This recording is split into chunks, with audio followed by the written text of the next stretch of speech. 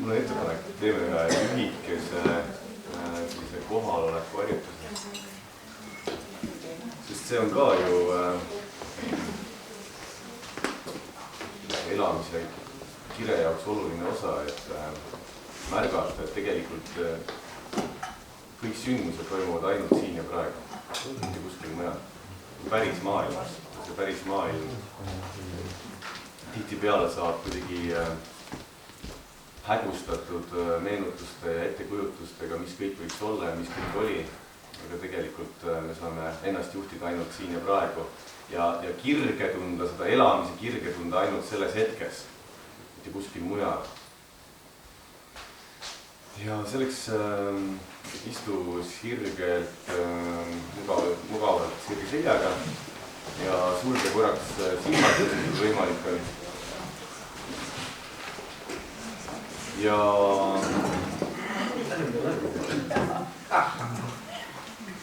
sa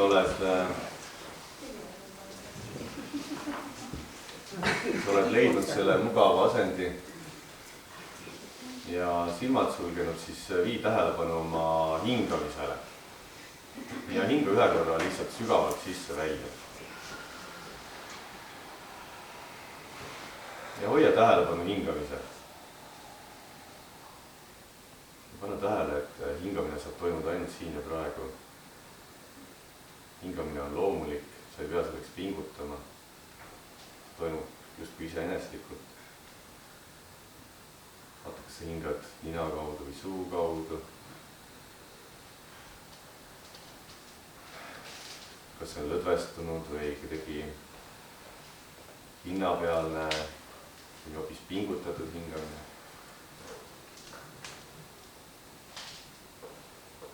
Märka elu märke oma kehas, kas näiteks südame, tukseid tunned.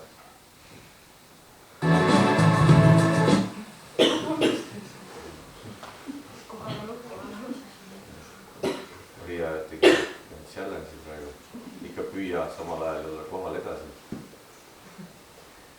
Vaata, äkki sa tunned kuskil surinaid kehas. Külma sooja tunne on hetkes. Kuulata helisid, mis on sinu ümber. Need ka toimuvad hetkes, need ei ole sinu meenutustes või ettekujutustes.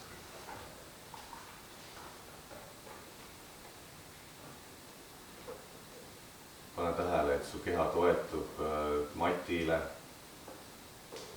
Pane tähele seda toetuspinda või toetuspunkte. Käed toetuvad kuhugi.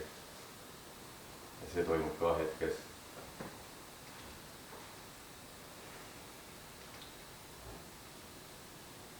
Ja sa võid avastada, et sul on mõtted.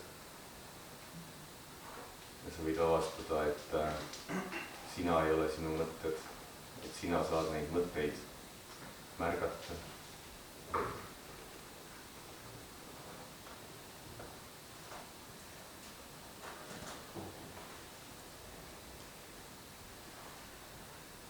Teadusta, et sa oled rohkem kohalolus kui enne.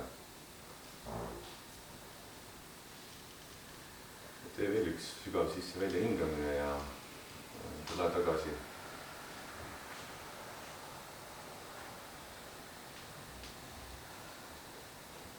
See nüüd läks kuidagi liiga raamlikuks ära. Ei, täpselt ei. Täpselt ei. Millest me räägime? Millest me räägime? Eile, kui me olime siis esimese koolituse koos Raetoga teil ära olnud, siis pärast me arutasime, jagasime omavahel mõtteid, muljeid, tundeid, kuidas läks, nii edasi.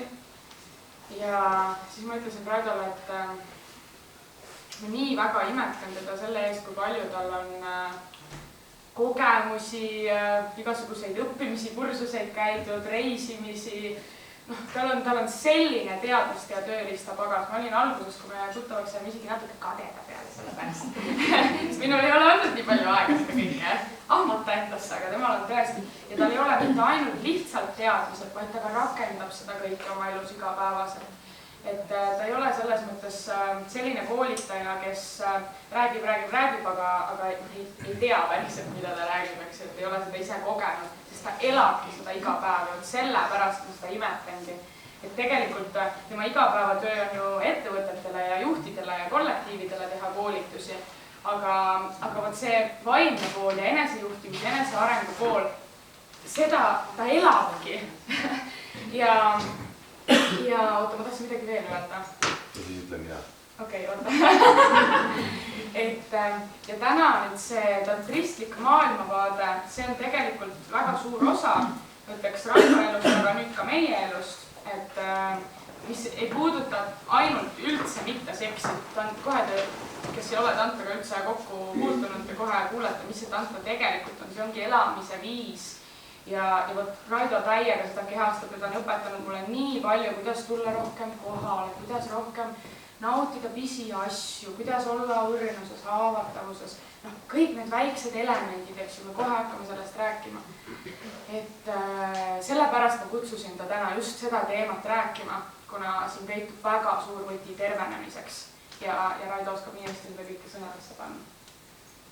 Siis ma ütlen seda, ma olen tähele pannud, kuidas Maria on väga äge teiste ülestõstja. Ja me räägime samamoodi, nagu kuidas ta Margot tõstis ja kuidas ta oskab inimese kirjelduses sellise kombo teha, et ise, te võite aimata, ma tunnen ennast väga hästi praegu. Ja samal ajal ma tean ka seda, et Maria ise soovib olla tunnustatud samamoodi, nagu teie naised siin soovisite seal ringi keskel, et teid tunnustatakse, siis siin kohal ma saan ära öelda, et see, et me kõik siin kogeme, mida me kogeme ja kõik need vägevad taipamist, mis me saame, see on ikkagi tänu sellele, et Maria on selle suure töö ära teinud, et see laager kokku panna ja organiseerida ja läbi viia. Et ma tahan lihtsalt öelda, et teeme praegu ühe suure aplausi talle.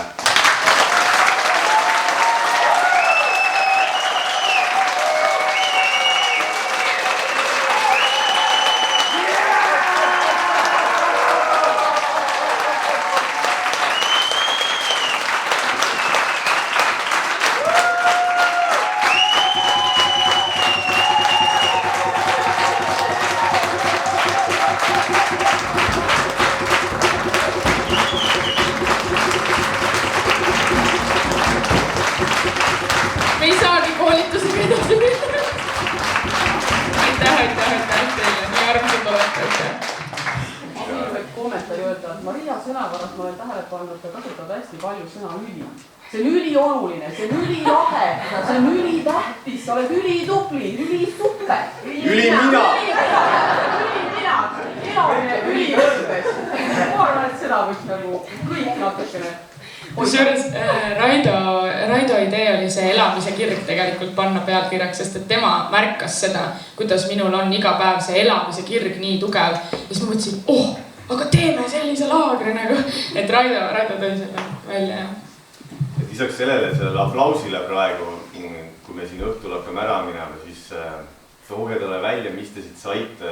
No loomulikult ei ole nii palju aega, et kõik igaüks saab rääkida 5 minutit talle, aga ma arvan, me teeme nagunii, see lõpetamise osa, palun ärge kiirustage ära, me teeme nagunii jagamisringi, et te saate kas või midagigi öelda ja igal ühele väike üllatus ka, et jah, just. Nii, aga lähme siis. Okei, lähme selle teema juurde, mis see teema täpselt oli. Tantristlik maailmavaade ja tervenemine selle läbi. Ma olen veendunud siin 80 inimest ja kellelgi või igaühel on mingi kokkupuude tantraga, kas või läbi selle, et kuskil lugesin mingit artiklit. Ja see teema on niivõrd sügav ja lai ja samamoodi nagu, ma ei tea, ükskõik mis automehaanika või ma ei tea, kristlus või vahet ei ole bioenergeetika, et me peame selle poole tunni jooksul siis vaatama ühte selles mõttes kitsast haru, et me ei räägi kõigest, mida tantra käsitleb. Tantra on elufilosoofia, elustiil ja ta pärineb noh, juttude järgi mindi sellel ajal elanud 5000 aasta tagusest ajast ja tegelikult tema juured on šamanismis ja enne seda veel animismis. Et tänapäeval, kui räägitakse tantrast, noh, mis teile nagu seostub üldse tantraga? Mis te, kui ma ütlen tantra, on ju, tantra inimene, tantrist, no kes see on? Hingaja. Energeetika, kuidas? Hingaja. Hingaja. Ülimõistmine. Ülimõistmine. Teadliku elu elaja. Kuidas? Teadliku elu elaja. Teadliku elu elaja. Tunnetamine. Ühendus, tunnetamine. Kuidas? Nautleja, endaga ühendus olija. Teistega ja ühendusega. Voolavus, tasakaal. Jaa. Püha seksuaalsus. Kuidas? Teadlik? Püha seksuaalsus. Püha seksuaalsus. Ja enne kui me edasi läheme, siis ma ütlen kiiresti ära, et tõesti see loeng on praegu nii paaridele kui ka vallalistele. Siin ei ole, me ei pane rõhku hetkel seksile, me paneme rõhku hingelisele tervenemisele. Ehk siis siin on igale ühele väga palju olulist kuulata hetkel. Ja me teeme pärast ka mõned praktikad. Väga põhjalikud praktikad, et teooria osa meil ongi ainult pool tundi ja üle, et saate ainult praktiseerida. Just, mis käsitlevad siis konkreetse nagu selle loenguga või selle käsitletava teemaga seoses millegi avastamist või praktiseerimist. Ja üldse, kes mina olen? Mina peaksin mingist tantsust rääkima, et kuidas moodi mina selleni üldse jõudsin. Ma kunagi 2010 läksin erinevatel kursustele ja lõpuks siis juhtus niimoodi, et ma käisin 3 aastat järjest tantra joogas. Et jooga ja tantra on omavahel väga tugev seos, mis on räägi neil igaks juhuks, mis on tantra jooga. Jaa, tantra jooga võib tunduda, see on jooga, kus lihtsalt tehakse tantra harjutusi, aga võib-olla paaris ja siis võib-olla sellistes asendis. Ei, see ei ole päris nii. Aga kas ei teki selline tunne natukene? Võib-olla äkki midagi sellist. Vot jah, ja just, ja tegelikult tantra jooga on hoopis midagi muud. Tantra jooga siis õpetab, kuidas moodi kõiki erinevaid 7 energiakeskust teadvustada, märgata nende omadusi, nende toimivust ja kuidas moodi siis erinevaid energiaid kas aktiveerida või hoopis segada või siis hoopis lahustada, et nad ei oleks nii domineerivad. Ehk siis õppida ennast juhtima, aga läbi sellise bioenergeetilise teadvustatuse. See on siis tantra jooga. Ei ole üldse huvitav või? Ei olnudki see. Sest ikkagi tegelikult hea küll te siin ütlesite kõik, et vaat selline nagu ennast teadvustav ja isegi püha seksuaalsus, aga väga paljudele tegelikult jätkuvalt seostub tantra sellise metsalaagriga, kus ollakse pilku tealt ära ja siis toimub mingisugune teate isegi, kuidas korralik orgia. See on tantra.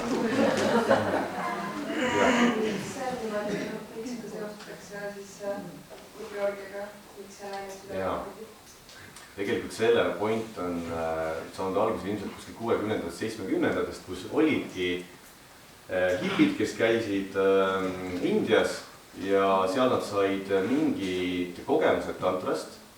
Ja nad avastasid, et on võimalik elu, nemad olid ju elunautijad ja ongi võimalik siis elu nautida läbi sellise ka seksuaalsuse ja selline eneseväljendus, selline kõik kõigiga ja nii edasi.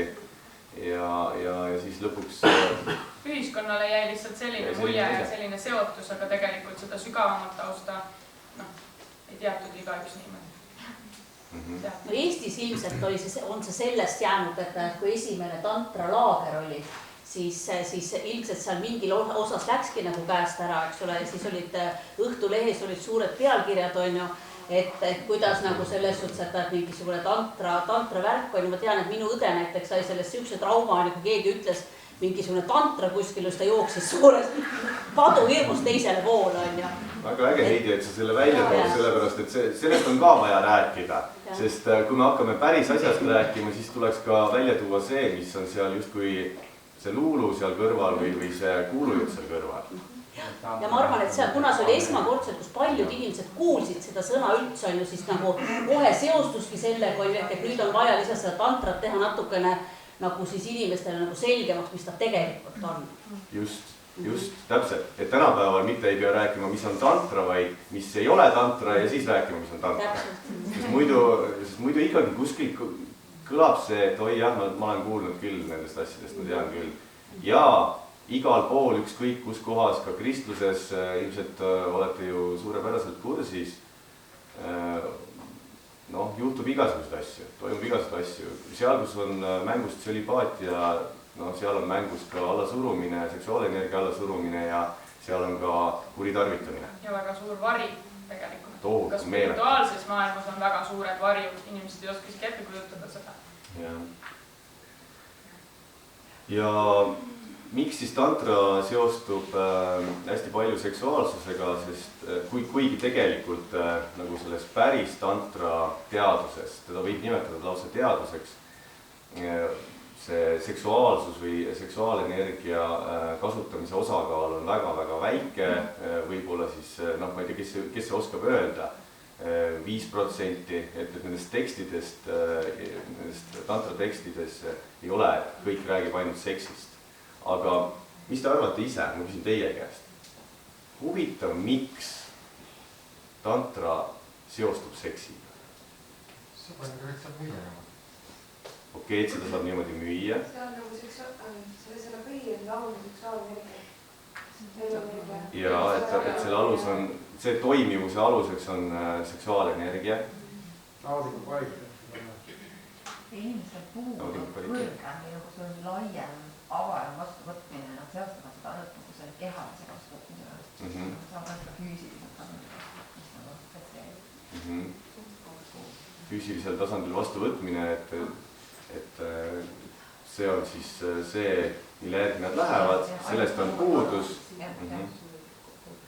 Kui me räägime täna ka sellest tantrast ja sellest tervenemise aspektist, siis väga paljudel inimestel on probleemiks see, et nad kas kogevad meeste puhul enneaegset seemnepurset või naiste puhul, et nad ei saa orgasme. Toome selle kohe välja.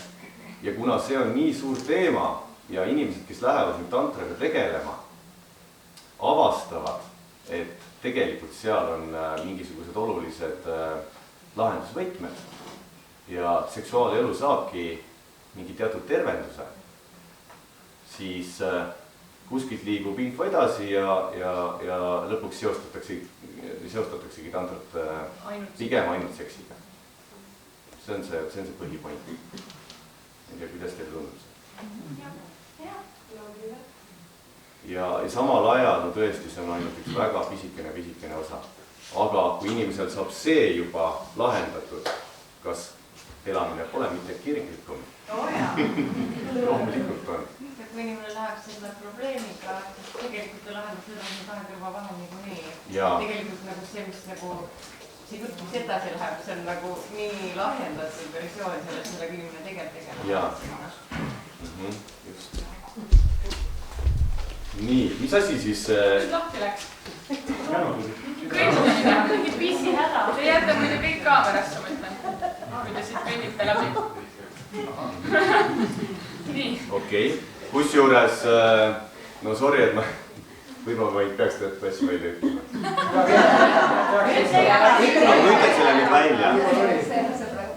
Ma ütlen selle välja. Teatud teemad tekitavad ebamugavust. Teemad tekitavad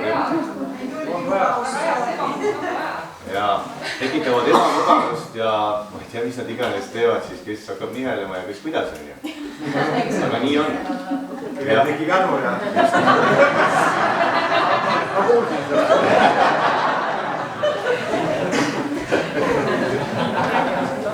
Okei.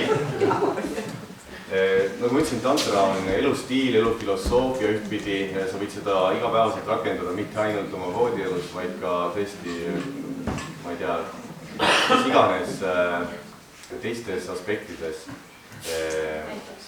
Näiteks tööl, näiteks inimestega suheldes, ükskõik kellega suheldes, see ei pea olema seksuaalne suhtlus. Aga me kohe jõuame ka selle pointini, mis seal üks võti on, üks oluline võti, mida saab tantra mõttes kasutada. Tantra on teadus energiate transformatsioonist. See on üks võib-olla definitsioon.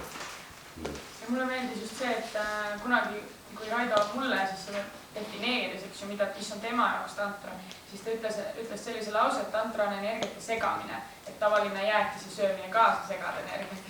Ja tantra üks selle sõna tähendus on lõimimine ka. See lõimimine räägib sellest energiate segamisest või kahe erineva energia segamise kaudu millegi uue tekitamisest. Tantra algab seal, kus energia kohtub taotlusega. Ja näiteks seksuaalelu mõttes tähendab see seda, et sa juhid oma energiaid niimoodi, et see pinge, mis sinus kas on olemas või tekib, sa oskad seda ära lahustada. Võib-olla kohe mitte, aga sa õpid seda juhtima. Aga ka see taotluse teadvustamine seal juures, et miks ma midagi teen või jah, see kohalolu, eks ju. Sellest kohe räägime. Ehk siis, et tantra on selline enesejuhtimise ja energiate juhtimise kunst.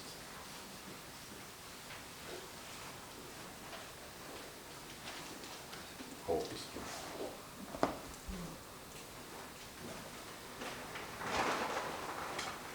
Ja kitsas tähenduses on ta loomulikult seksuaalenergia teadlik kasutamine.